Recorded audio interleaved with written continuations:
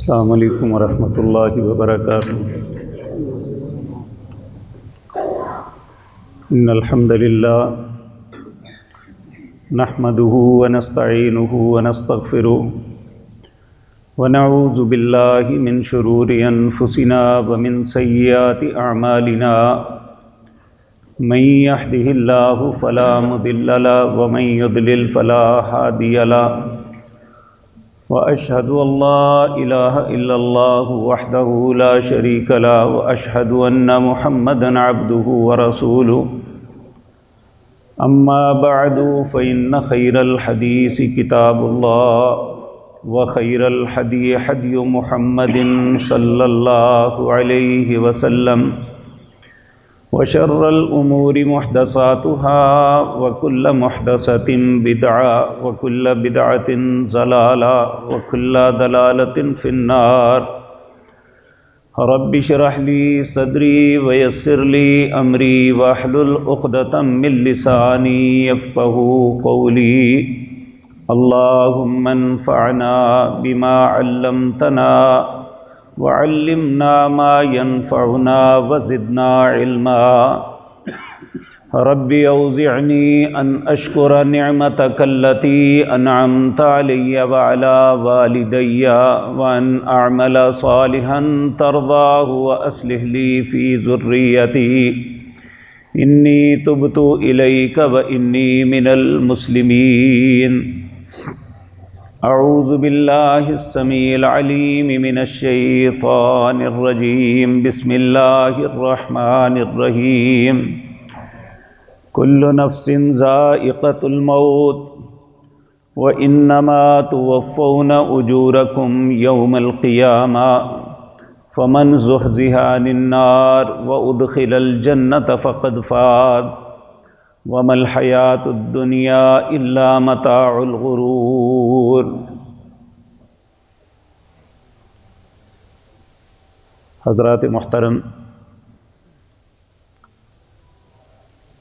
اللہ مالک نے حضرت انسان کو اس دنیا کے اندر ایک خاص مقصد کے لیے بھیجا ہے، جس کا تذکرہ اللہ سورۃ ملک کی آیت نمبر 2 میں یہ فرماتے ہیں الذی خلق الموت والحیاۃ لیبلوکم ایکم احسن عملا۔ اے حضرت انسان، تیری زندگی اور موت کا مالک میں ہوں، اور تیری پیدائش سے لے کر موت تک میں صرف ایک بات دیکھنا چاہتا ہوں کہ کون اچھا کام کرتا ہے۔ اور یہ ایک فطرت ہے کہ انسان اچھائیاں بھی کرتا ہے اور برائیاں بھی کرتا ہے، اور یہ بھی ایک حقیقت ہے کہ ایک دن ہمیں ان سب باتوں کا اللہ کی بارگاہ میں جواب دینا ہے۔ لیکن اس میں بھی کوئی شک نہیں کہ ہم ان ساری باتوں کو اپنی زندگی میں بھلا بیٹھے ہیں۔ میں نبی کریم صلی اللہ علیہ وسلم کا ایک خطبہ جو آپ نے بقیع الغرقد، جسے جنت البقیع کہتے ہیں، وہاں ایک انصاری صحابی فوت ہوئے، تو جنازہ پڑھ کے جب دفن کرنے کا وقت آیا تو قبر تیار نہیں تھی، تو نبی کریم صلی اللہ علیہ وسلم نے وہاں ایک پودا دیکھا اور اس کی چھاؤں میں بیٹھ گئے، تو صحابہ کرام بھی آپ کے ارد گرد بیٹھ گئے۔ اس حدیث کو روایت کرتے ہیں حضرت براء بن عازب رضی اللہ تعالی عنہ، کہتے ہیں نبی کریم کے ہاتھ میں ایک تنکا تھا، آپ اس تنکے کے ساتھ زمین کے اوپر لکیریں کھینچنے لگے۔ جس طرح کوئی انسان کسی گہری سوچ میں، گہری فکر میں ہو تو پھر وہ ایسے اپنی انگلی کے ساتھ یا کوئی ہاتھ میں چیز پکڑ کے زمین پہ لکیریں بناتا ہے بے تکی سی، نبی کریم اسی طرح فرما رہے تھے۔ صحابہ کہتے ہیں ہماری کیفیت یہ تھی کہ ہم مبہوت ہو کے نبی کریم کے چہرے کو دیکھ رہے تھے، اور ہم میں سے کوئی شخص اپنی جگہ سے ہل بھی نہیں رہا تھا، ایسے تھا جیسے ہمارے سروں پہ پرندے بیٹھے ہوئے ہیں۔ اگر کسی نے سر ہلا دیا تو وہ اڑ جائیں گے۔ اچانک نبی کریم صلی اللہ علیہ وسلم نے اپنا سر مبارک اٹھایا اور 2 یا 3 دفعہ مخاطب ہو کے فرمایا، لوگوں قبر کے عذاب سے اللہ کی پناہ مانگو، لوگوں قبر کے عذاب سے اللہ کی پناہ مانگو، لوگوں قبر کے عذاب سے اللہ کی پناہ مانگو۔ پھر آپ نے فرمایا، اے میرے صحابہ، میں تمہیں بتاؤں نا کہ ایک اچھا انسان جب اس کی موت کا وقت آتا ہے تو اس کے ساتھ کیا معاملات پیش آتے ہیں، اور ایک برا انسان جب مرتا ہے تو اس کے ساتھ کیا پیش آتے ہیں۔ صحابہ کرام رضوان اللہ علیہم اجمعین نے عرض کیا، ہاں یا رسول اللہ صلی اللہ علیہ وسلم، ہمیں ضرور ارشاد فرمائیے۔ تو نبی کریم صلی اللہ علیہ وسلم انتہائی سنجیدگی اور متانت سے اپنی بات کو بیان فرماتے ہیں۔ آپ نے فرمایا، جب کسی اچھے انسان مومن جس نے اپنی زندگی اچھی گزاری، جب اس کی موت کا وقت آتا ہے تو کچھ فرشتے اس کے پاس آتے ہیں۔ جس طرح اس وقت میں آپ کو دیکھ رہا ہوں، آپ مجھے دیکھ رہے ہیں، اس طرح انسان ان فرشتوں کو دیکھے گا۔ آج بھی کچھ فرشتے ہمارے ساتھ ہیں جن کے متعلق سورۃ انفطار میں اللہ فرماتے ہیں، کرامن کاتبین یعلمون ما تفعلون، کہ عزت والے فرشتے ہر بندے کے ساتھ ہیں جو انسان کے اعمال کو لکھ رہے ہیں، لیکن نہ ہم نے کبھی دیکھا ہے نہ کبھی محسوس کیا ہے۔ لیکن وہ نزع کا وقت جب انسان کی زندگی کا اختتام ہوتا ہے، اسی طرح انسان ان فرشتوں کو دیکھے گا جس طرح میں آپ کو یا آپ مجھے دیکھ رہے ہیں۔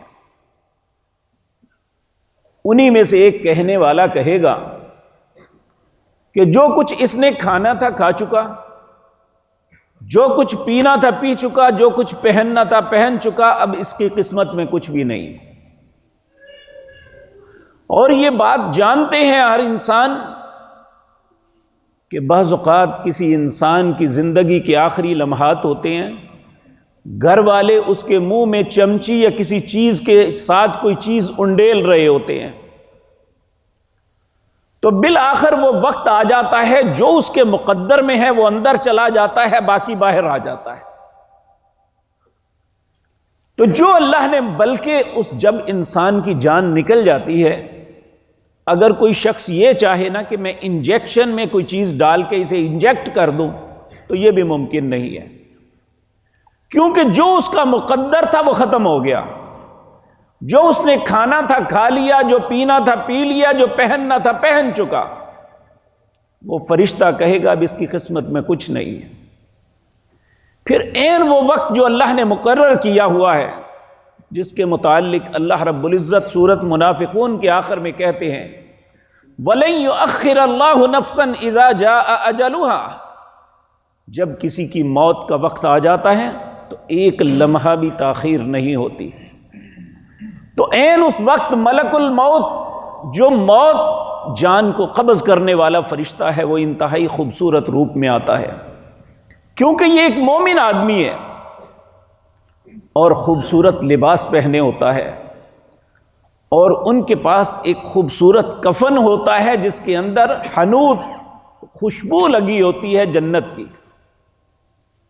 اور وہ آتے ہی اسے مخاطب ہوتا ہے، کہتا ہے السلام علیک یا عبد اللہ، اے اللہ کے بندے میں تمہیں سلام کرتا ہوں۔ پھر اس کی روح کو مخاطب کرتا ہے، ایھا الروح الطیبہ کنت فی جسد الطیب اخرجی الی ربک ان ربک علیک راض، اے پاکیزہ روح، جس جسم میں تو تھی وہ بھی بڑا پاک تھا، اب نکل، تیرے رب نے تجھے بلایا ہے اور تیرا رب تجھ پہ بڑا راضی ہے۔ نبی کریم صلی اللہ علیہ وسلم نے فرمایا، اچھے انسان کی روح کے نکلنے کی کیفیت یہ ہوتی ہے، جس طرح تم مشق کے اندر پانی ڈال کے اس کے منہ کو باندھ دو اور اچانک اس کا منہ کھل جائے، جس طرح چھلک کے پانی باہر نکلتا ہے، اس طرح مومن کی روح یہ بات سن کے جب اسے یہ کہا جاتا ہے ایھا الروح الطیبہ کنت فی جسد الطیب اخرجی الی ربک ان ربک علیک راز، اے پاکیزہ روح نکل، تیرے رب نے تجھے بلایا ہے اور تیرا رب تجھ پہ بڑا راضی ہے۔ وہ چھلک کے باہر نکلتی ہے، وہ ملک الموت اس کی روح کو پکڑ کے پاس جنت کے فرشتے جو حنوط شدہ یعنی خوشبو لگا اس کا لباس لے کے آئے ہوتے ہیں ان کو پکڑا دیتا ہے، وہ اس کی روح کو لے کے آسمان کی طرف، نبی کریم نے فرمایا آسمان کی طرف چڑھنا شروع ہو جاتے ہیں۔ یہ ایسی باتیں ہیں جو ہم اپنے تصور میں بھی بھول چکے ہیں، کیونکہ جب انسان کو ان باتوں کا علم ہوگا تو وہ اس کے لیے تیاری کرے گا۔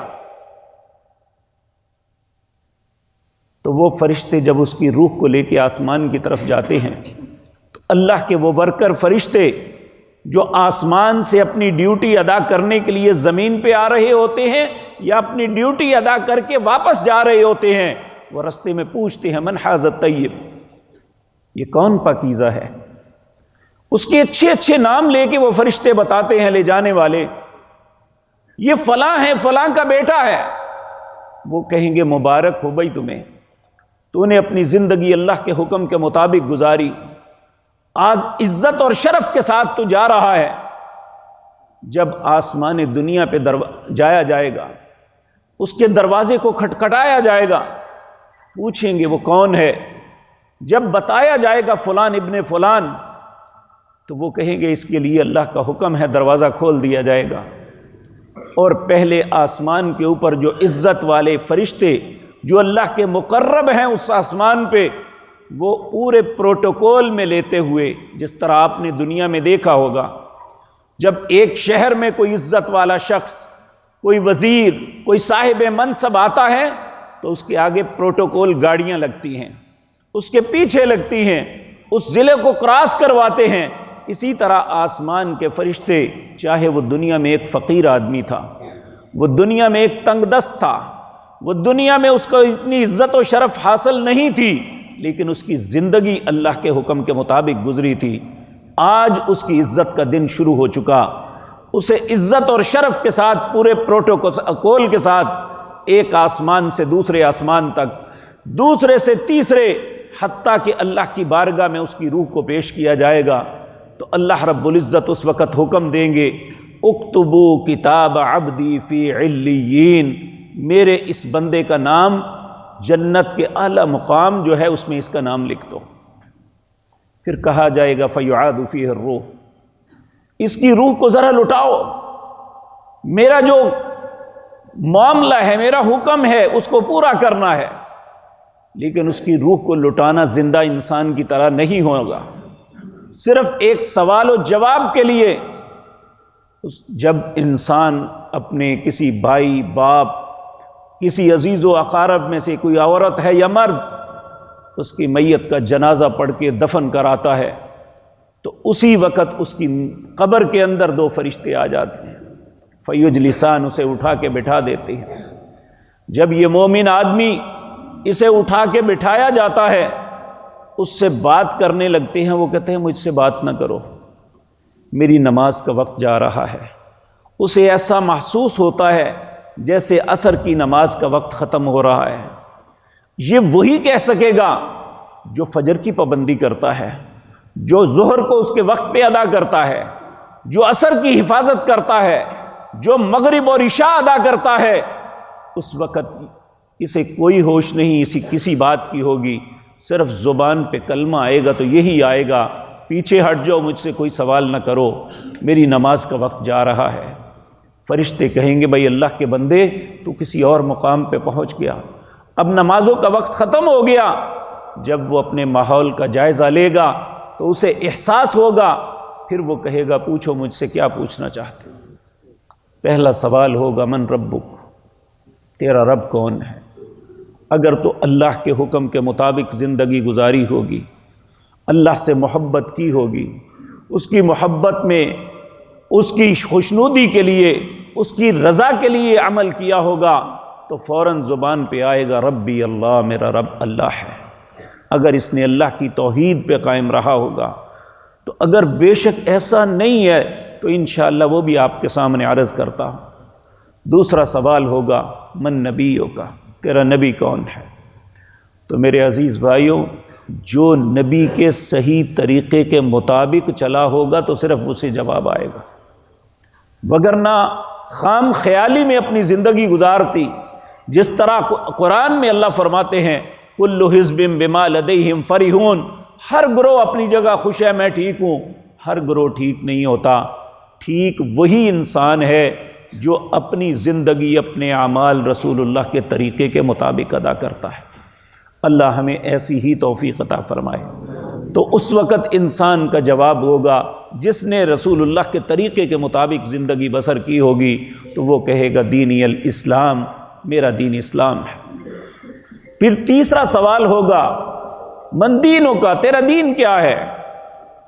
تو جو دین کیا ہے، نبی کریم صلی اللہ علیہ وسلم نے حجۃ الوداع کے خطبے میں یہ بات ارشاد فرما دی تھی، کہا ترکت فیکم امرین لن تضلوا ما تمسکتم کتاب اللہ و سنتی۔ لوگوں، دو چیزیں چھوڑ کے جا رہا ہوں، انہی کا نام دین ہے، جب تک ان دونوں کو اپنائے رکھو گے تمہیں گمراہی نہیں آئے گی۔ ایک اللہ کی کتاب قرآن ہے اور دوسرا محمد الرسول اللہ کا طریقہ ہے صلی اللہ علیہ وسلم۔ وہ پھر جواب دے گا دینی الاسلام، میرا دین اسلام ہے۔ تو وہ فرشتے جب اس کی بات سنیں گے تو پھر کہیں گے صدقت، تو نے سچ بولا ہے۔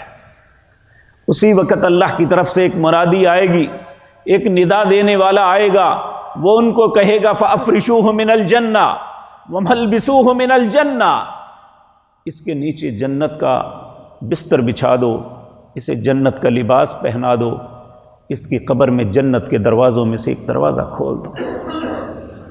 اللہم اجعلنا منہم، اللہ ہمیں بھی ایسے لوگوں میں شامل فرما دے۔ یہ ساری نعمتوں سے فیض یاب ہو رہا ہوگا کہ اللہ اس کی قبر کو حکم دیں گے کہ اس کی قبر کھل جائے گی اس پہ۔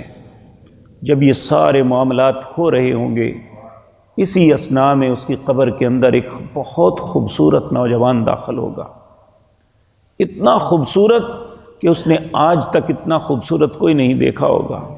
وہ آتے ہی اسے مبارک دے گا، بھئی مبارک ہو جو تجھے اللہ نے نعمتیں عطا کی ہیں۔ وہ کہے گا یہ بات تو بعد میں کروں گا، تو کون ہے خوش نصیب، اتنا خوبصورت اللہ نے تجھے۔ وہ کہے گا میں تیرا عمل ہوں جو تو اپنی زندگی میں کرتا رہا، اس قبر کی تنہائیوں میں اللہ نے مجھے تیرا ساتھی بنا کے بھیجا۔ اور جب یہ سارے معاملات ہوں گے اس کے بعد اسے کہا جائے گا نم کا نومت العروس، جس طرح دلہن پہلی رات کی بہت خوف زدہ ہوتی ہے جب وہ ایک وقت کے بعد جب اسے احساس ہوتا ہے میرا خامد، میرے سسرال سب میرے خیر خواہ ہیں، تو وہ آرام کی نیند سو جاتی ہے۔ اس طرح اچھے انسان کی میت کو اس وقت کہا جائے گا نم کا نومت العروس، اب آرام کی نیند سو جا۔ جس دن قیامت قائم ہوگی اس دن اٹھایا جائے گا۔ سورۃ یاسین کے اندر اللہ رب العزت نے فرمایا جس دن نفخہ ہوگا اس دن یہ کہیں گے ہماری خوابگاہوں سے کس نے ہمیں جگا دیا۔ تو اللہ رب العزت ہم کو ایسے لوگوں میں شامل فرمائے۔ یہ تو بڑا خوبصورت معاملہ ہے، لیکن اس کا دوسرا معاملہ جو ہے، اس تصویر کا دوسرا رخ اتنا ہی بھیانک ہے۔ نبی کریم صلی اللہ علیہ وسلم نے فرمایا جب ایک برے انسان کی موت آتی ہے جس کی زندگی گناہوں میں گزری، جو اللہ کی نافرمانی کرتا رہا، اللہ کی سرکشی اور بغاوت کرتا رہا، جس نے کبھی حلال کو حلال تصور نہیں کیا، کبھی حرام سے بچنے کی کوشش نہیں کی، جب اس کی موت کا وقت آتا ہے، وہ چاہے کسی مملکت کا حاکم ہے، وہ کسی بہت بڑے منصب پہ فائز ہے، وہ کسی بہت بڑے خاندان کا جو ہے سربراہ ہے، یا اس کی اولادیں بہت زیادہ ہیں، اس کی بڑی ملیں چلتی ہیں، جب اس کی موت کا وقت آتا ہے العیاذ باللہ، تو اس وقت وہی فرشتے آتے ہیں اور اس کے پاس بیٹھتے ہیں۔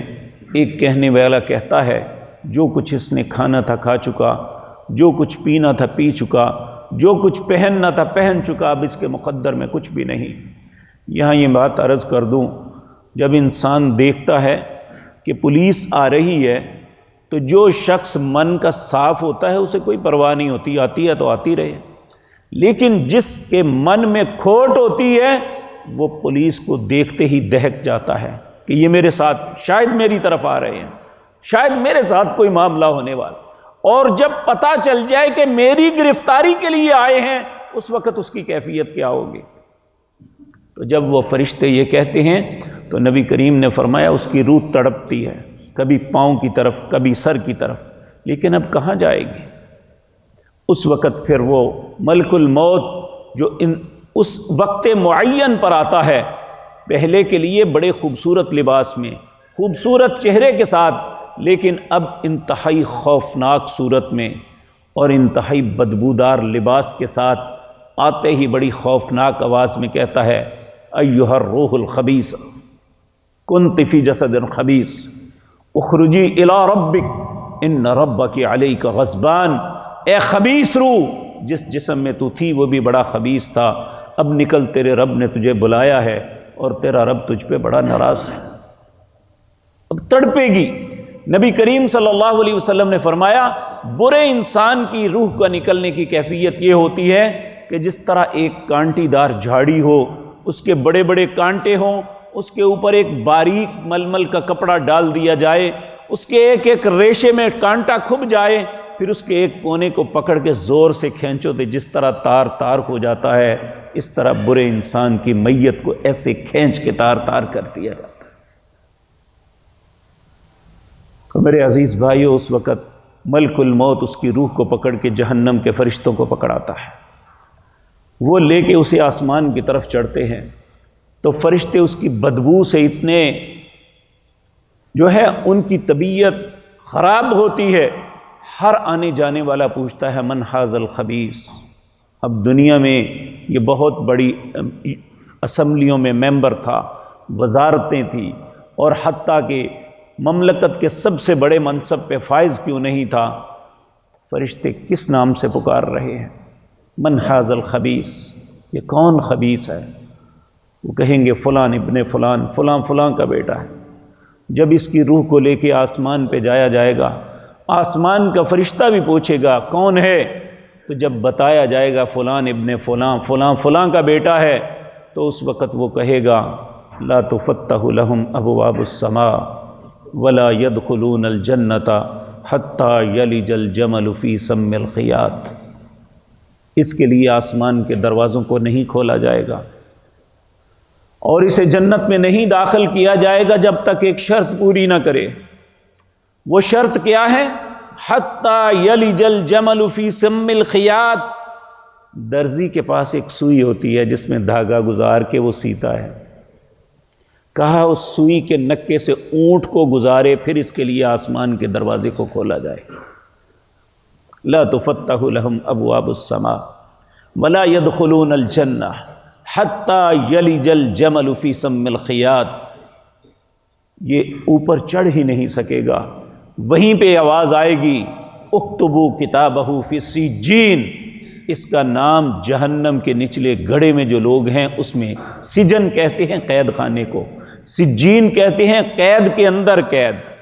اگر کسی نے جیل دیکھی ہے تو اسے علم ہوگا، ایک جیل میں بیرکیں ہوتی ہیں، اس میں سب قیدی رہتے ہیں، جو خطرناک قیدی ہوتے ہیں انہیں چکی بند کیا جاتا ہے، وہ چکی جیل کے اندر ایک جیل ہوتی ہے جس میں وہ اکیلا بند کر دیا جاتا ہے، اسے بیڑیاں لگا دی جاتی ہیں۔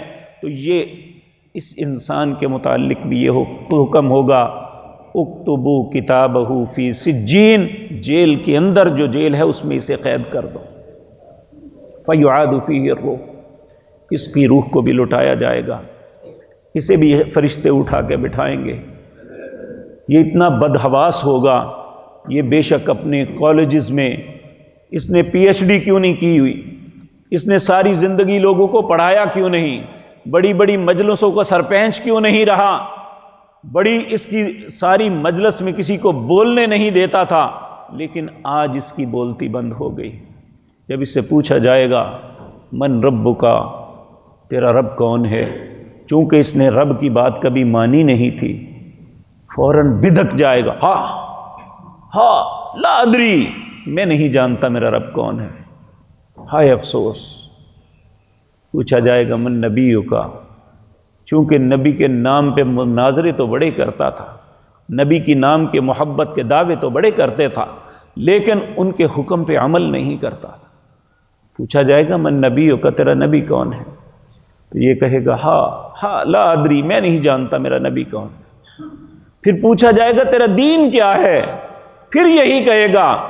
فرشتے نفرت سے کہیں گے کذبتا، جھوٹ بولتا ہے، تو ان باتوں پہ بڑے طنز کرتا تھا، مذاق اڑاتا تھا، کذبتا، جھوٹ بولتا ہے۔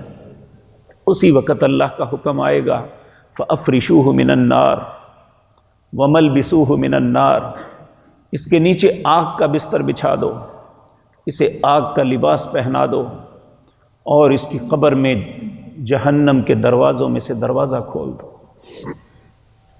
پھر اسی پہ بس نہیں، اللہ اس کی قبر کو حکم دیں گے کہ آپس میں مل جاؤ۔ قبر اسے پکڑ کے شکنجے کی طرح کس دے گی۔ نبی کریم نے ایسے ہاتھ اٹھا کے کہا اس کی پسلیاں ٹوٹ کے ایک دوسرے میں داخل ہو جائیں گے، ایک سے ایک کرب میں مبتلا ہوگا۔ اسی اثناء میں اس کی قبر کے اندر ایک انتہائی بدصورت، مکروہ اور بدبودار شخص داخل ہوگا۔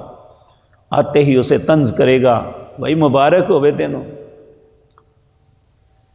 اور یہ بات یاد رکھیں کہ کبھی انسان کو چوٹ لگی ہو نا، تو وہ درد سے کرا رہا ہو تو اسے طنز کیا جائے تو وہ چوٹ کی درد کو بھول جاتا ہے، وہ طنز کی تکلیف زیادہ ہوتی ہے۔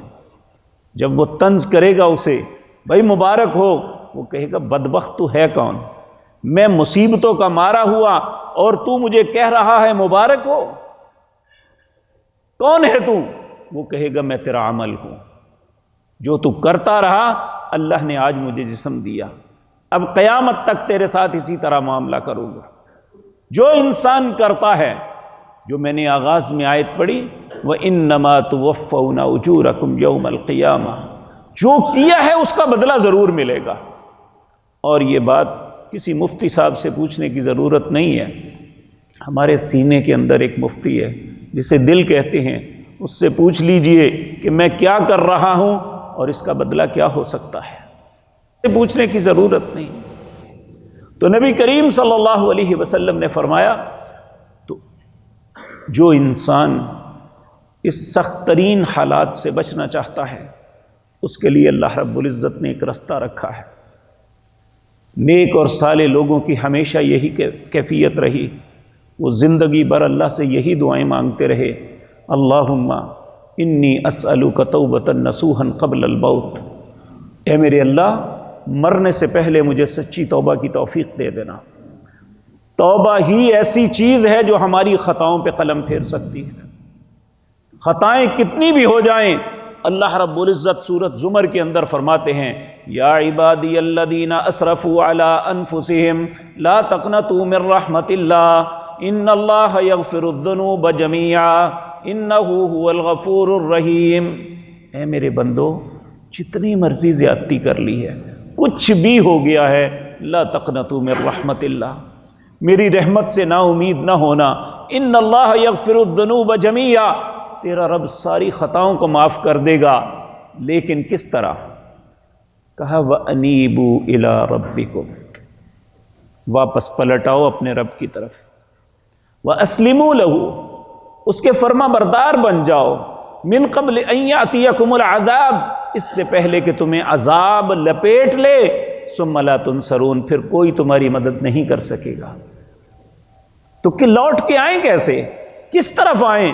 کہا وَاتَّبِعُوا أَحْسَنَ مَا أُنزِلَ إِلَيْكُم مِّن رَّبِّكُم، جو اللہ نے اپنے بندے جناب محمد الرسول اللہ کے بہترین کتاب نازل کی، جس کا نام قرآن ہے، اس کی اتباع میں آ جاؤ۔ وَاتَّبِعُوا أَحْسَنَ مَا أُنزِلَ إِلَيْكُم مِّن رَّبِّكُم مِّن قَبْلِ أَن يَأْتِيَكُمُ الْعَذَابُ بَغْتَةً وَأَنتُمْ لَا تَشْعُرُونَ، اچانک تم پہ عذاب نہ آ جائے اور تمہیں پتہ بھی نہ چلے۔ کہاں ان تقول نفس یا حسرۃ علی ما فرطت فی جنب اللہ، جب یہ ایسا ہو جائے تو اس وقت پھر مجھے یہ نہ کہنا ہائے افسوس میں اپنے رب سے منہ کیوں موڑا۔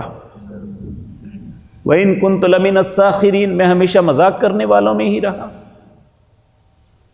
او تقول لو ان اللہ ہدانی لکنت من المتقین، اے اللہ اگر تو مجھے ہدایت دے دیتا تو میں بھی متقی ہوتا۔ او تقول حین تر العذاب، جب یہ انسان اپنی آنکھوں سے عذاب کو دیکھے گا پھر اللہ کی منتیں کرے گا، لو ان لی کرۃ فاکون من المحسنین، اللہ ایک مرتبہ واپس لوٹا میں بڑا اچھا بن کے آؤں گا۔ تو اللہ رب العزت فرمائیں گے کیا میری آیات تیرے پاس نہیں آئی تھی؟ کس نے حق دیا تھا میری آیات کو جھٹلاؤ؟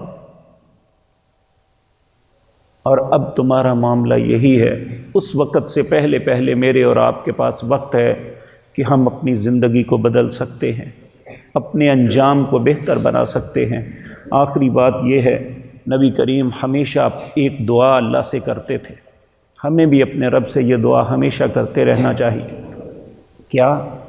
اللہم احسن عاقبتنا فی الامور کلہا واجرنا من خزی الدنیا وعذاب الآخرہ، اے میرے رب، اے میرے مالک و خالق، میرے انجام کو بہت اچھا کر دے۔ وَأَجِرْنَا مِنْ خِزْيِ الدُّنْيَا، اے اللہ دنیا کی ذلت سے بچا اور آخرت کے عذابوں سے محفوظ فرما۔ اقول قولی ھذا واستغفر اللہ لی۔